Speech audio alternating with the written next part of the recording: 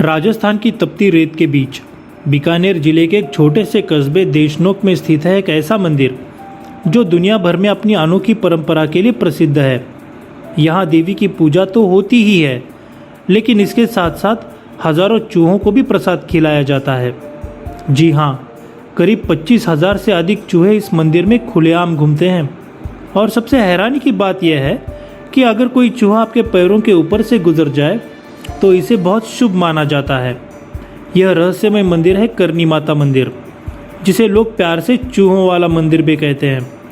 लेकिन आखिर क्यों यहाँ चूहों की पूजा होती है, क्यों लोग इन्हें प्रसाद खिलाते हैं और इस मंदिर का इतिहास क्या है? आइए जानते हैं इस अनोखे और रहस्यमय मंदिर की पूरी कहानी। करनी माता का जन्म 1387 में राजस्थान के सुवाब गांव, जो जोधपुर में है, एक चारण परिवार में हुआ था। उनके पिता का नाम मेहाजी किनिया था। बचपन में उनका नाम रिगुबाई था। कहा जाता है कि बचपन से ही उनके अंदर असाधारण शक्तियाँ थीं। लोग उन्हें साधारण बालिका नहीं बल्कि जगदम्बा का अवतार मानते थे। जैसे जैसे उनकी उम्र बढ़ती गई, उनके चमत्कारों की चर्चा पूरे राजस्थान में फैलने लगी। इतिहास के अनुसार करनी माता ने राजस्थान के राठौड़ वंश को आशीर्वाद दिया था। कहा जाता है कि उनकी कृपा से ही जोधपुर और बीकानेर राज्य की स्थापना संभव हुई। बीकानेर के संस्थापक राव बीका भी करनी माता के बहुत बड़े भक्त थे। राव बीका जब अपना नया राज्य बसाने निकले, तब करनी माता ने उन्हें आशीर्वाद दिया और कहा, तुम्हारा राज्य दूर दूर तक प्रसिद्ध होगा। और सचमुच आगे चलकर बीकानेर राजस्थान का एक शक्तिशाली राज्य बन गया।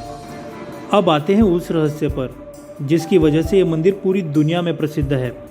कहानी के अनुसार करनी माता का सौतेला बेटा लाखन, एक दिन वह कोलायत के सरोवर में पानी पीने गया, लेकिन दुर्भाग्य से वह पानी में डूब गया और उसकी मृत्यु हो गई। यह खबर सुनकर करनी माता बहुत दुखी हुई। उन्होंने तपस्या करके यमराज से अपने सौतेले बेटे को जीवित करने का वरदान मांगा, लेकिन यमराज ने कहा कि एक बार मृत्यु के बाद किसी को वापस जीवन नहीं दिया जा सकता। तब करनी माता ने एक और वरदान मांगा। उन्होंने कहा, मेरे वंश के लोग मृत्यु के बाद यमलोक नहीं जाएंगे। वे चूहों के रूप में इस मंदिर में जन्म लेंगे और फिर मनुष्य के रूप में पुनर्जन्म पाएंगे। यमराज को यह वरदान देना पड़ा। तभी से यह मान्यता है कि करनी माता के वंश के लोग मृत्यु के बाद चूहों के रूप में इस मंदिर में जन्म लेते हैं। इन चूहों को यहाँ काबा कहा जाता है।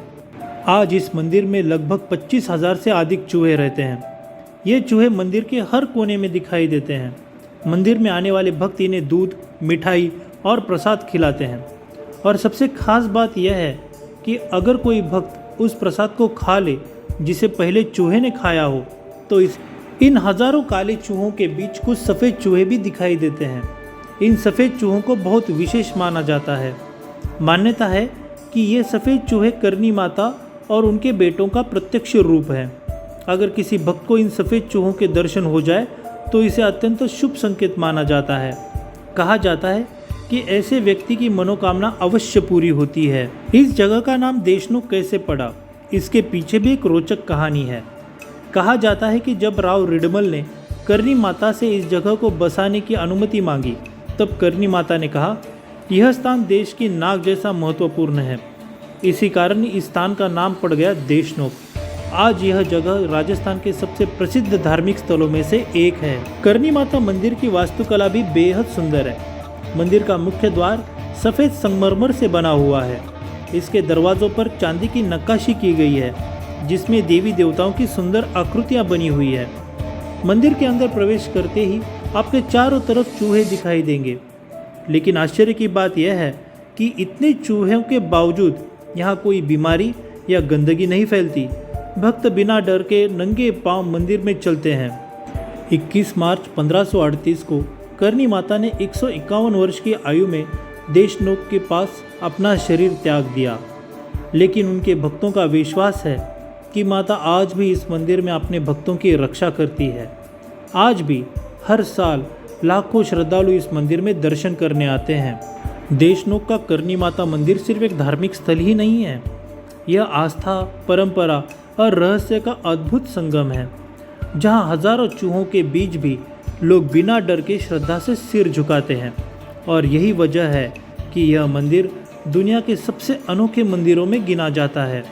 अगर आपको कभी राजस्थान जाने का मौका मिले तो इस रहस्यमय मंदिर के दर्शन ज़रूर करें।